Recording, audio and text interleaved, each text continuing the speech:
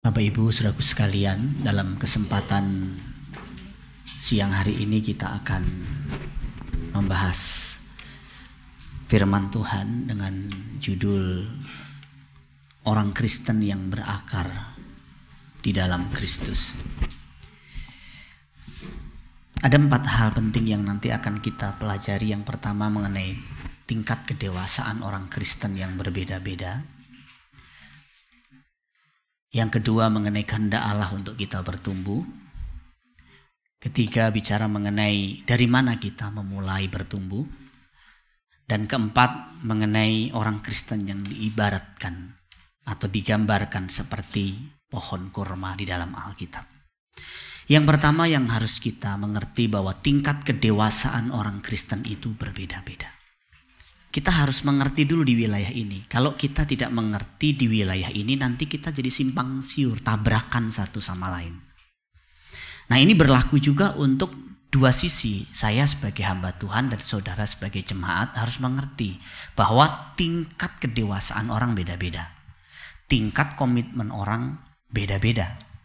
Kalau pendeta, gembala tidak mengerti kebenaran ini, maka ada 2 kemungkinan yang akan terjadi. Pertama, pendeta akan berkhotbah bukan berdasarkan kebutuhan dan tingkat pengertian jemaat, tetapi berdasarkan keinginannya dan kemampuan khotbahnya. Begini Bapak Ibu, karena jemaat ini berbeda-beda, maka tingkat pengertiannya beda, kebutuhan rohaninya beda. Kalau tingkat pengertian berbeda, kebutuhan rohani beda. Saya sebagai hamba Tuhan tidak boleh berkhotbah berdasarkan apa yang ingin saya khotbahkan. Tapi yang betul adalah apa yang menjadi kebutuhan rohani jemaat dan tingkat pengertian kemampuan jemaat nangkep atau tidak. Ini ibarat orang tua, ibu-ibu. Kalau kita ngerti, kita punya anak 3 atau 4. Anaknya dari umur 3 bulan, 3 tahun, 13 tahun. Ada yang juga mungkin 23 tahun. Ada bilangan 3-nya semua. Kita tidak bisa berkata bahwa ini anak-anak saya semua, terserah saya kasih makan apa. Seorang ibu harus masak berdasarkan kebutuhan dari anak yang usia 3 tahun, anak yang usia berapa tadi? 13 tahun. Anak yang usia 3 bulan, 3 tahun, 13 tahun sama 23 tahun. Kebutuhannya beda-beda. Jadi seorang ibu tidak bisa asal mau masak saja. Pengen masak rendang, masak rendang semua. Anak yang 3 bulan mencret. Anak yang 3 tahun mungkin masih cukup bisa nerima. Mungkin juga mencret juga. Anak yang 23 dan 13 tahun seneng. Yang 23 tahun seneng. Rendang. Nah, kalau pendeta tidak mengerti bahwa tingkat kebutuhan rohani jemaat beda-beda, dia akan asal khotbah berdasarkan keinginannya. Saya mau khotbah ini terserah saya. Saya pengen khotbah ini ya terserah saya. Ngerti nggak ngerti, ngerti saja. Terima dengan iman. Dan sesuai dengan kemampuan pendetanya saja. Jadi pendeta seperti ini cenderung akan malas juga. Tapi kalau seorang pendeta mengerti tingkat kebutuhannya beda-beda jemaat, dia harus berjuang dari anak usia 3 bulan, anak usia rohani 3 bulan, 3 tahun, 23 tahun, 13 tahun beda-beda. Dia harus berjuang bagaimana caranya anak usia 3 bulan sama anak usia 23 tahun tetap bisa makan makanan rohani dan semuanya sehat. Nah, kalau ini nggak dimengerti Bapak Ibu Saudaraku sekalian, cenderung pendeta akan berkhotbah berdasarkan selera pendetanya.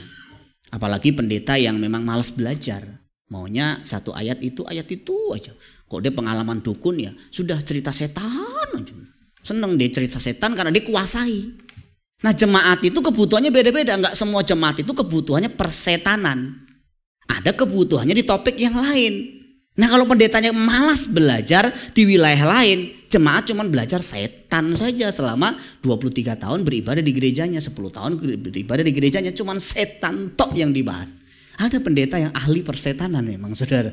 Kalau khotbah dari selama 1 jam khotbah, itu ayat yang dibaca itu hampir tidak ada. 80-90% itu cerita persetanan semua. Nanti dibumbui dengan di perjalanan dia punya kehidupan rohani.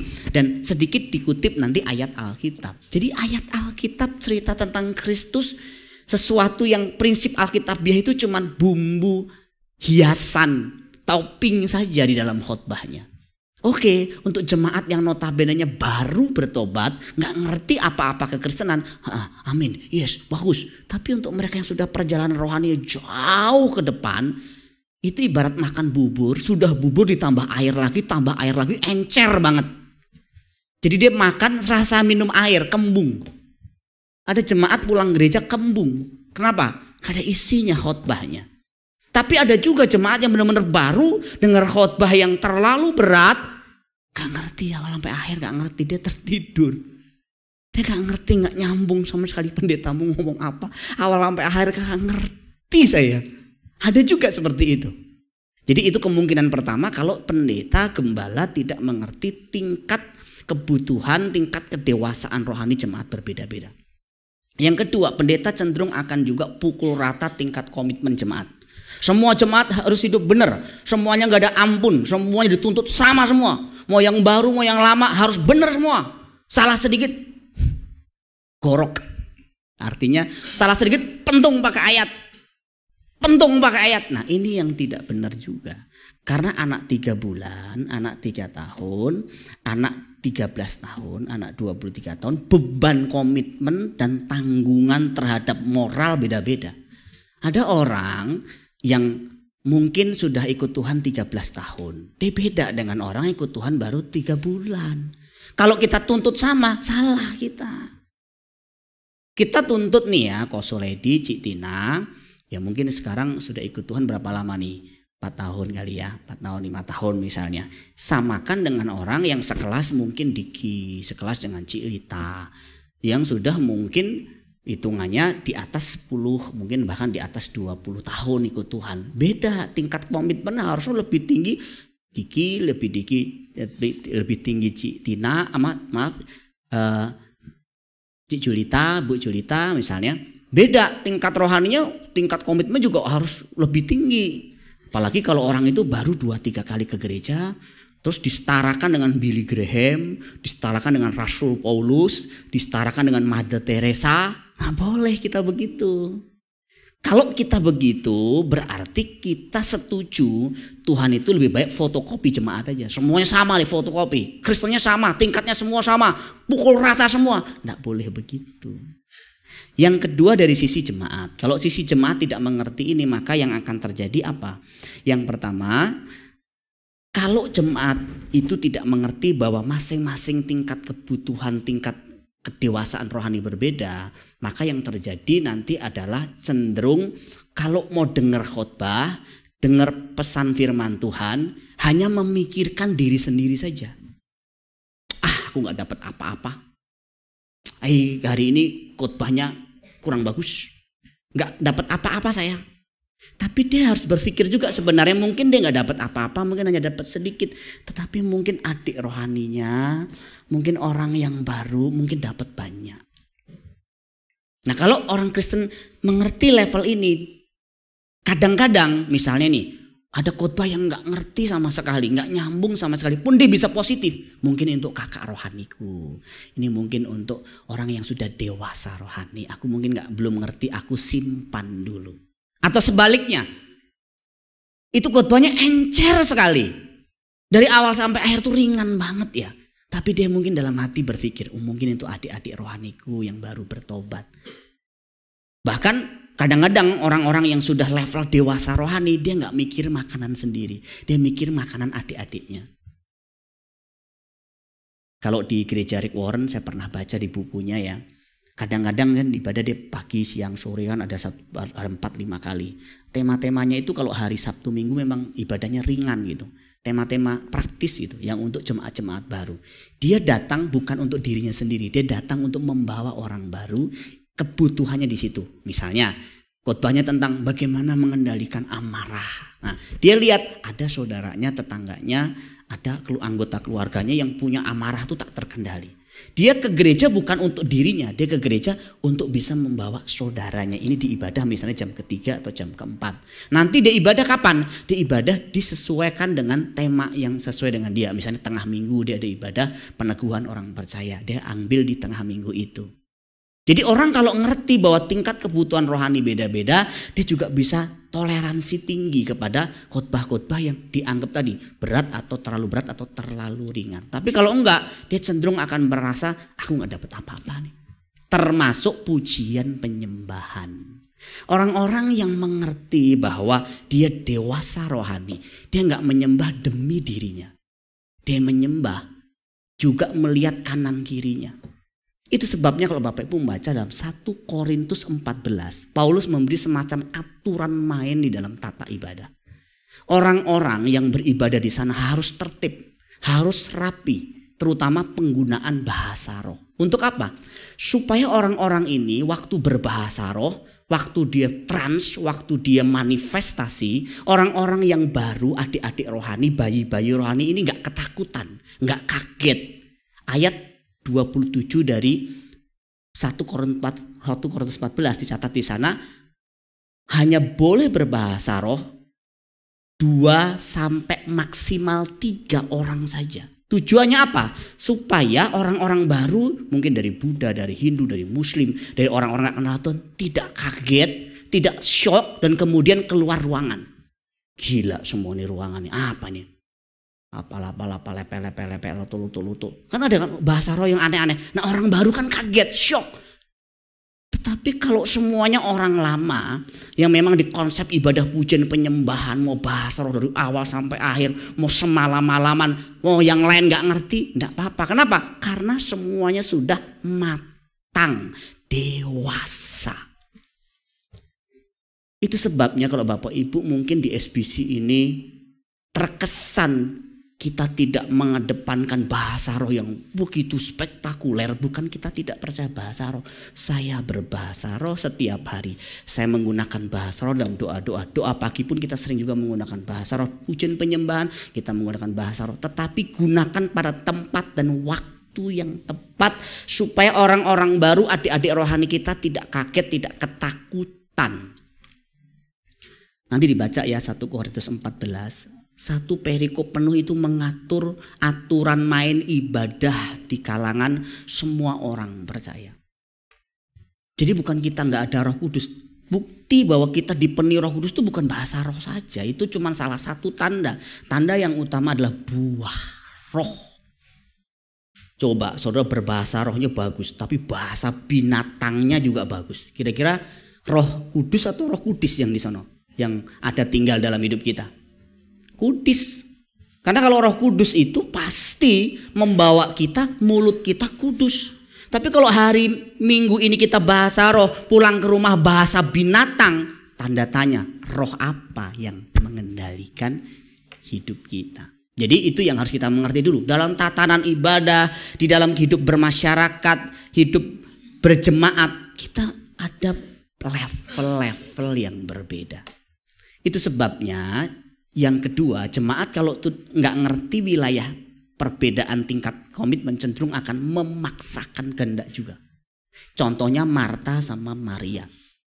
Marta itu melayani Tuhan Yesus, dia ngelihat Maria cuman duduk-duduk di bawah kaki Tuhan. Dia bilang sama Tuhan Yesus, "Guru, suruh dong saudaraku ini bantu aku, enak-enak saja dia duduk-duduk. Aku sibuk nyiapin makan semua." Ada orang Kristen yang suka menuntut orang lain seperti dirinya. Aku pelayanan, yang lain pelayanan dong. Aku memberi, yang lain memberi dong. Aku habis-habisan buat Tuhan, yang lain habis-habisan dong buat Tuhan. Nah ini namanya pemaksaan kehendak. Nggak bisa dong. Kalau kita sudah dewasa angkat galon, kita bisa pindahan rumah bantu orang angkat galon, atau pindahan keluarga sendiri angkat galon, angkat gas, angkat ranjang. Kita mampu.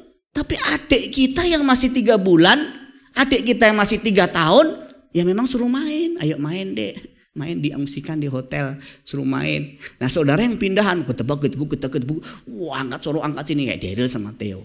Ya nggak bisa, Daryl suruh angkat ranjang, tulangnya kecil begitu, patah nanti. Tapi Theo yang angkat-angkat. Wah, sampai kecapean tuh. Suatu kali kita diungsikan di hotel. Terus sebenarnya pertimbangannya itu cepat-cepat supaya bisa langsung pindah. Nah, hari terakhir kalau tidak salah itu kita sudah planning pindah tapi nggak bisa karena diperpanjang semalam lagi. Nah, Theo pulang ikut ke hotel kecapean gitu. Jadi saya tidur dengan posisi kaki yang masih diperban gitu. Kemudian istri saya, Theo, Daryl dalam satu ranjang. Wah, dahsyat itu. Wah, itu Daryl tiba-tiba ketemu kaki saya. Nah, saya kan posisi tidurnya saya, Theo, Daryl di atas. Istri saya di bawah di kaki. Istri saya kena mukanya puak gitu sama Daryl. Tendang. Theo kan capek luar biasa. Saya bilang, udah Theo kalau mau balik ke kontrakan kecapean, udah kita bareng-bareng aja semalam saja, enggak apa-apa lah. Yang penting kita bisa tidur, besok bisa kerja lagi. Saya lihat juga Theo pasti capek sekali, luar biasa capeknya. Tapi tentu kan saya nggak bisa nuntut Daryl, ayo Daryl bantuin Koko, bantuin maminya. Daryl kuat nanggung beban apa? Di dalam kekristenan juga begitu. Ada orang-orang yang seperti totalitas habis-habisan buat Tuhan. Ada yang seperti nganggur. Sepertinya nggak mau berbuat apa-apa. Ya sudah, jangan dipaksa Bapak Ibu. Karena beda-beda kita tingkat komitmennya, tingkat kedewasaan rohaninya. Ada orang yang ya memang belum sampai level mau melayani orang lain. Melayani diri sendiri aja belum mau. Dia melayani anggota keluarganya aja belum bisa. Dia baru bisa mungkin menikmati. Ya sudah, dia nikmati. Apalagi memberi di gereja. Dia belum bisa dipaksa-paksa memberi. Dia belum bisa didorong-dorong memberi, malah kabur nanti dari gereja. Tapi dia bisa memberi minimal waktu ibadahnya dulu. Nah, kalau menurut Alkitab setidaknya ada tiga tingkatan orang Kristen di dalam Alkitab. Tingkatan pertama disebut dengan Kristen anak-anak atau Kristen kanak-kanak. Kristen anak-anak ini bisa juga disebut orang Kristen yang mulai berakar. Ini awal, basic banget. Tapi kalau awalnya ini tidak ada yang kedua, tidak ada yang ketiga. Gak ada orang Kristen bisa lompat tiga, gak ada. Itu karbitan. Gak ada orang Kristen karbitan yang baik, gak ada. Nanti saya akan sampaikan. Ada orang-orang Kristen yang merasa di level 3, padahal 1 sebenarnya dia belum lulus. Karena kekristenan itu tidak bisa instan. Kedewasaan rohani itu tidak bisa kayak makan mie instan, kopi instan, tidak bisa. Ada 3 tips orang Kristen dewasa. 1, 2, 3. Udah begitu pulang gereja dewasa. Ada cara mengendalikan emosi. 1, 2, 3. Pulang dari gereja, waduh, udah kayak biksu, kayak kayak Rasul Paulus, sabar banget. Nah begitu Bapak Ibu saudaraku sekalian. Nah ini tingkatan orang Kristen nanti yang akan kita bahas.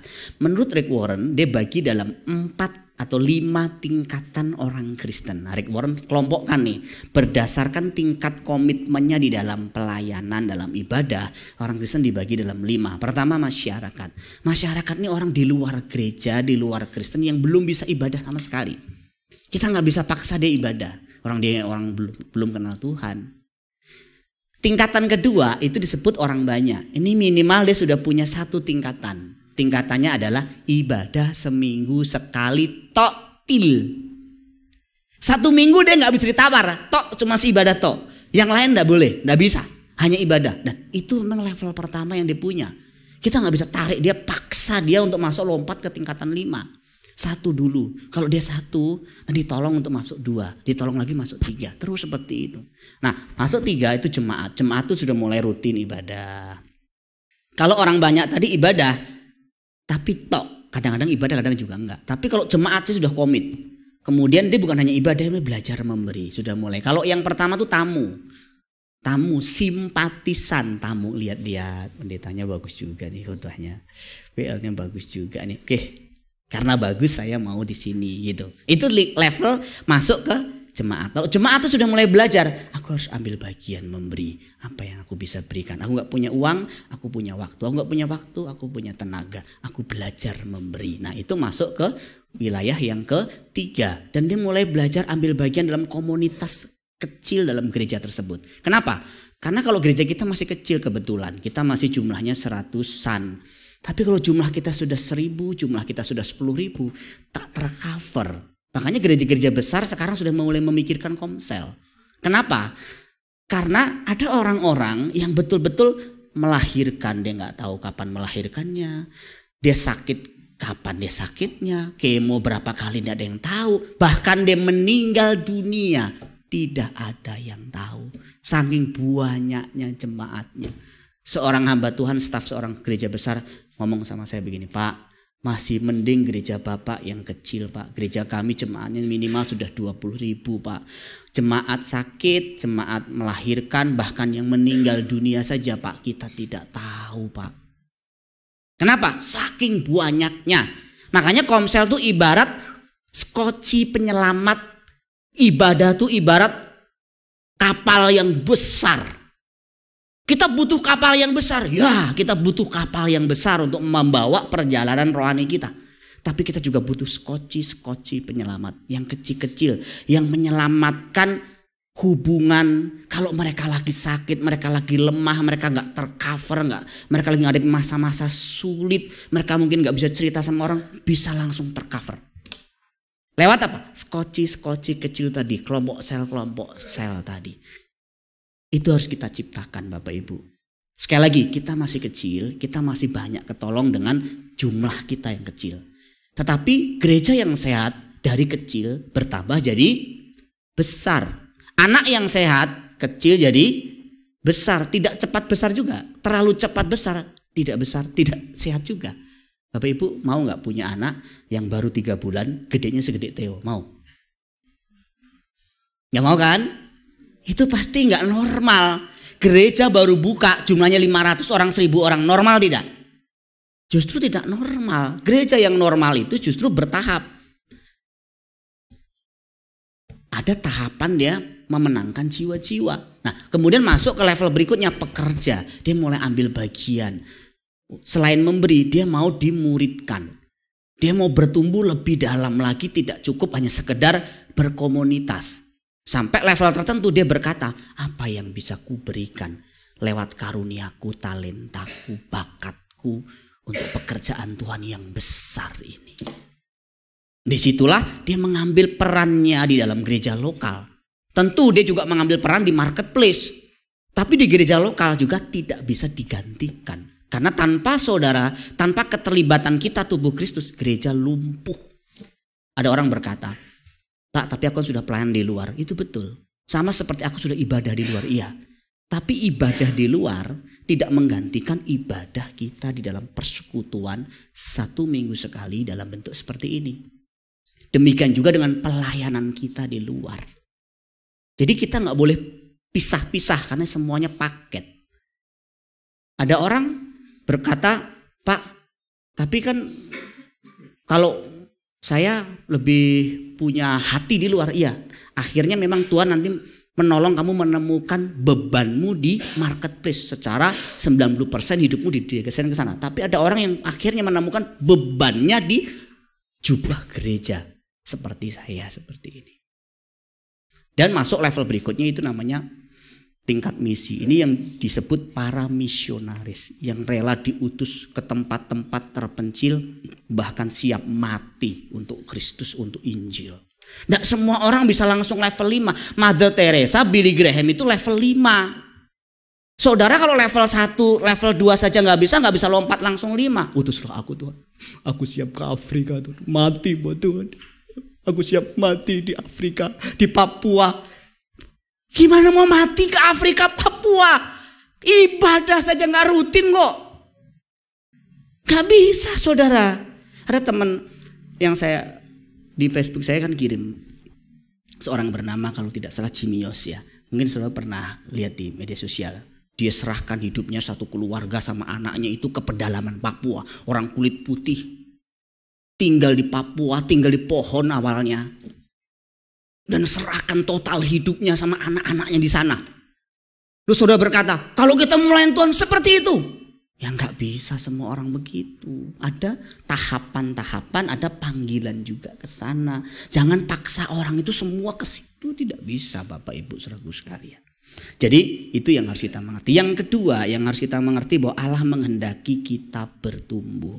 Efesus pasal 4 ayat 15 berkata, tetapi dengan teguh berpegang kepada kebenaran dalam kasih kita bertumbuh dalam segala hal ke arah Dia, Kristus yang adalah kepala. Jadi segala hal ini segala dimensi.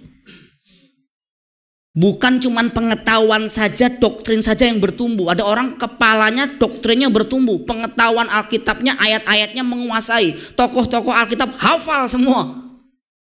Kayak gudang Alkitab. Ada orang begitu, orang sini gudang Alkitab. Wah deh, tahu semua tokoh-tokoh. 12 murid Yesus. 10 tulah. Urutan kejadian. Dia hafal semua. Ayat Alkitab hafal semua. Tapi karakternya jeblok. Etikanya jeblok. Galaknya luar biasa. Nah itu berarti dia cuma bertumbuh di wilayah pengetahuan. Keyakinannya jatuh bangun. Gak mantap sama imannya. Tinggalin Tuhan. Jadi bertumbuh dalam dimensi pengetahuan, keyakinan, perspektifnya berubah, skill pelayanannya juga, karakter dan pengalaman pribadinya dengan Tuhan berkembang utuh. Jadi saya tuh kalau nggak bangga loh Bapak Ibu lihat orang Kristen cuma pinter Alkitab. Saya nggak bangga karena itu baru satu area.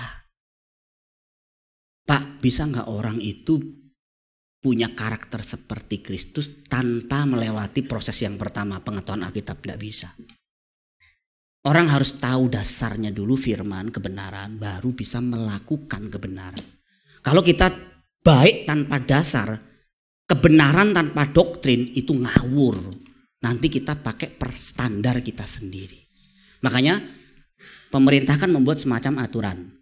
Saya mau tanya, Riki di sini kan pengusaha. Riki tiba-tiba transfer uang ke pemerintah gitu ya, uang lebih terus transfer ke pemerintah itu, atau karena ada aturan pajak? Bukan karena kita baik kemudian uang kita lebih kita transfer ke pemerintah kan. Ada aturan yang mengatur bahwa penghasilan kita sekian persen harus kita serahkan kepada pemerintah. Wajib. Baru kita melakukan itu berdasarkan ajaran atau peraturan yang ditetapkan oleh pemerintah. Kekristenan juga begitu. Kita sayang sama suami, istri-istri sayang sama suami kenapa? Istri-istri tunduk sama suami kenapa?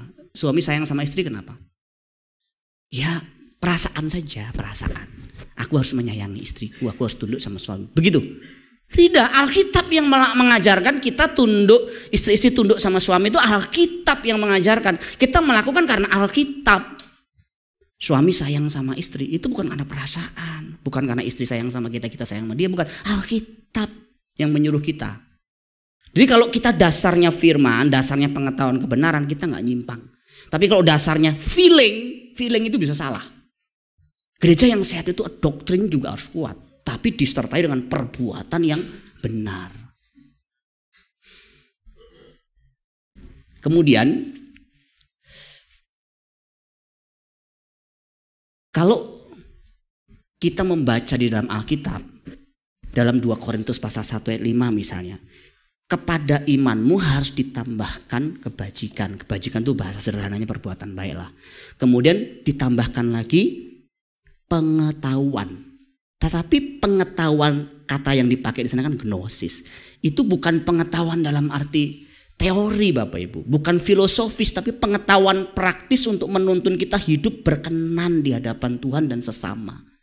Jadi pengetahuan yang membuat kita bisa hidup berkenan di hadapan Allah dan juga menjadi berkat buat sesama. Bukan cuma ngumpulin di otak kita banyak ayat, banyak firman, tapi kita nggak jadi berkat buat sesama. Jadi itu dalam konteks itu. Alkitab mengatakan orang yang punya pengetahuan banyak tetapi tidak praktek itu jadi sombong. 1 Korintus pasal 8 ayat 1. Banyak belajar, bertumbuhnya cuma dimensi pengetahuan, pendalaman Alkitab, terus cuman satu yang disentuh di situ terus, gak praktek kasih, gak praktek memahami orang lain, jadi sombong. Dia merasa dia pintar, padahal dia sebenarnya hanya tahu, taunya pun masih sepotong kecil. Jadi itu kita harus mengerti terlebih dahulu. Kemudian Orang seperti itu menurut Paulus, orang yang sebenarnya mau jadi guru, mau ngajari orang lain, pengetahuannya udah banyak, dia pengen gurui orang lain. Tapi sebenarnya menurut Paulus dalam 1 Timotius 1 ayat 7, dia sebenarnya gak ngerti prinsip-prinsip pokok, asas-asas dasar kekristenan pun dia belum kuasai. Tetapi dia buru-buru pengen apa? Pengen membagikan apa yang dia tahu tadi. Nah ini sebenarnya yang disebut dengan kedewasaan rohani palsu tadi. Dia lompat dari 1 langsung lompat 3. Dia merasa dewasa, dia merasa bisa gurui orang, dia merasa bisa ngajarin orang. Tapi dia sebenarnya belum melewati yang basic-basic dulu. Itu sebabnya hari ini kita mau belajar bagaimana melewati yang basic dulu deh kita. Malah saya sempat ngomong dalam sebuah renungan saya sampaikan dulu. Kalau saudara yang terlalu banyak pengetahuannya di restart dulu.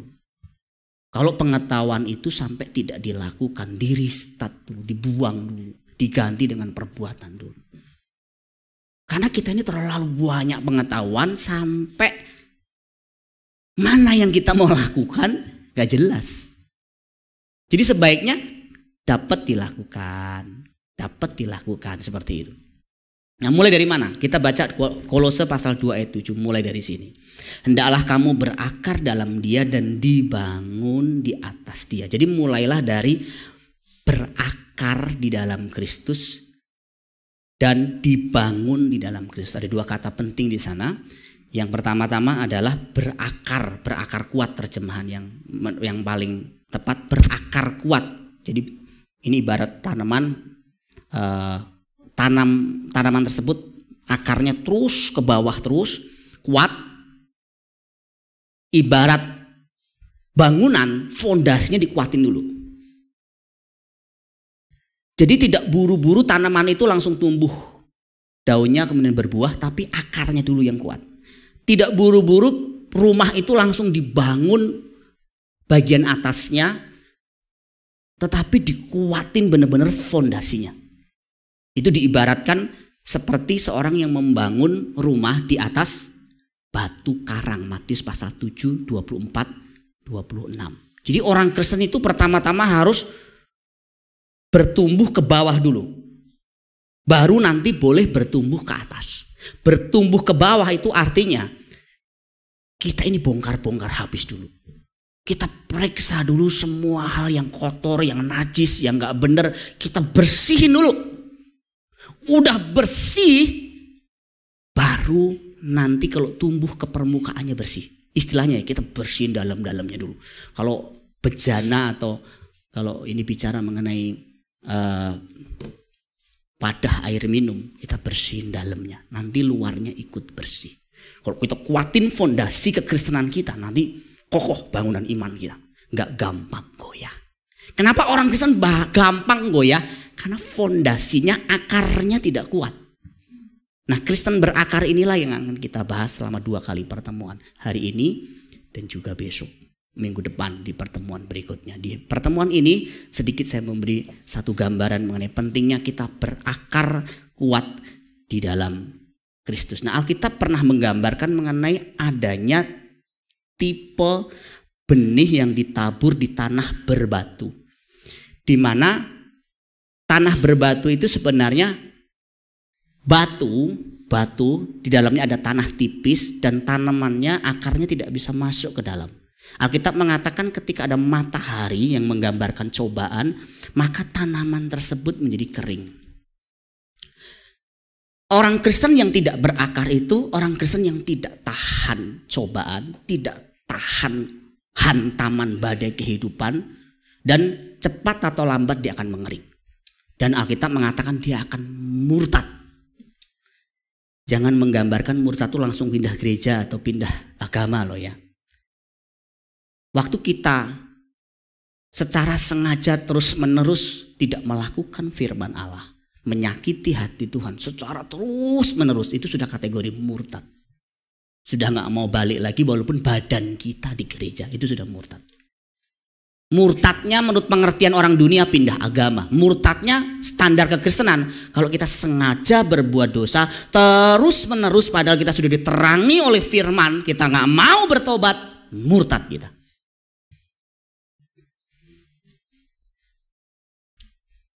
Jadi seperti yang Charles Spurgeon pernah katakan, ini pernah saya post juga, berdoalah agar tahun ini kamu bertumbuh ke bawah, agar kamu tahu lebih banyak tentang keburukanmu sendiri, lebih banyak menyadari bahwa kamu sebenarnya tidak ada apa-apanya karena berakar di dalam kerendahan hati.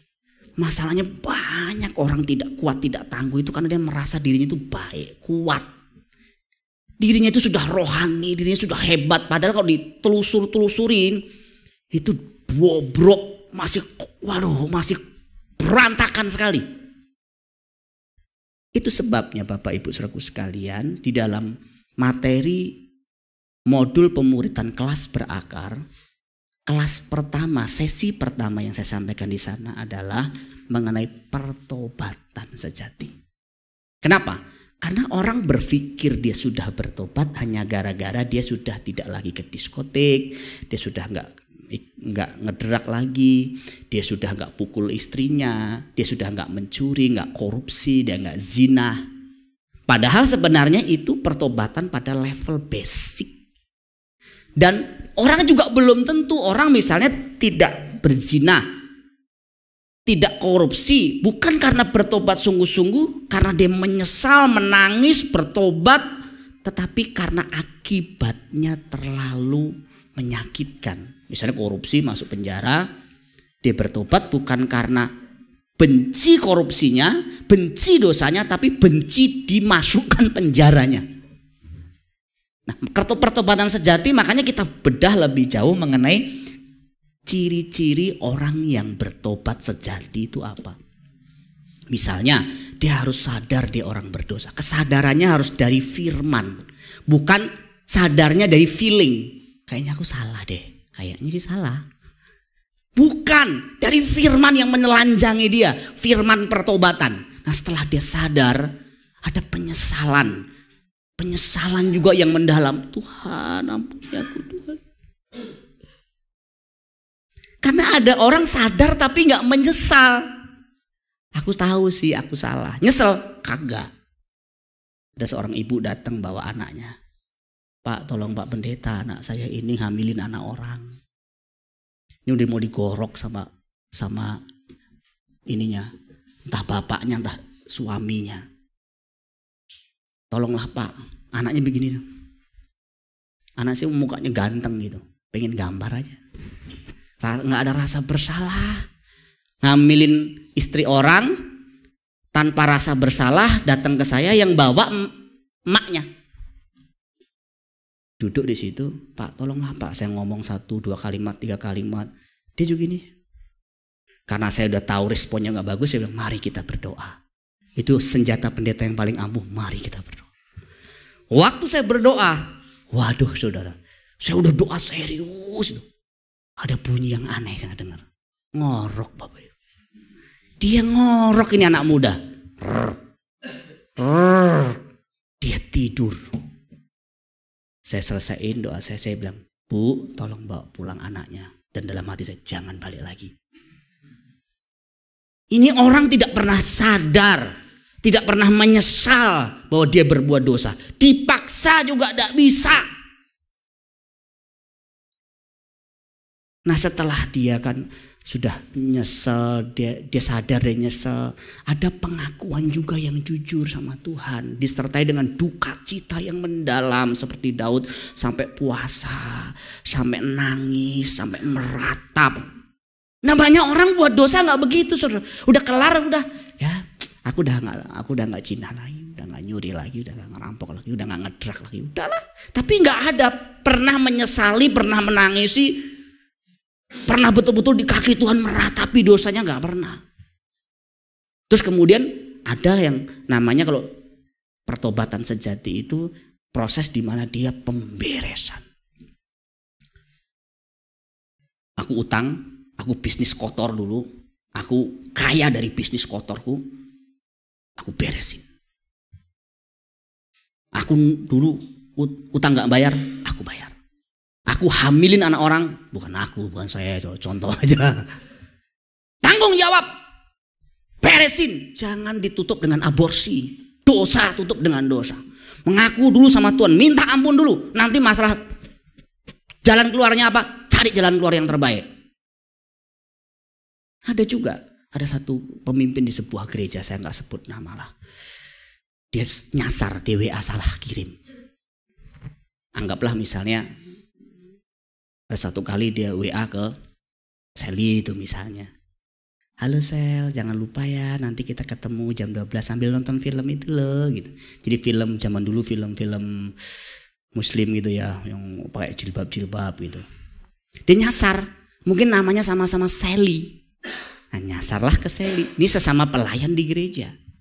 Kemudian dia kaget, wah ini apa artinya? Langsung datang ke saya, konsultasi. Sementara saya tahu orang ini seorang pelayan Tuhan, pengurus di sebuah gereja, dan udah punya anak dua, pemimpin juga. Oh, dia bingung juga gimana jawabnya. Dan dia juga tahu dia salah kirim.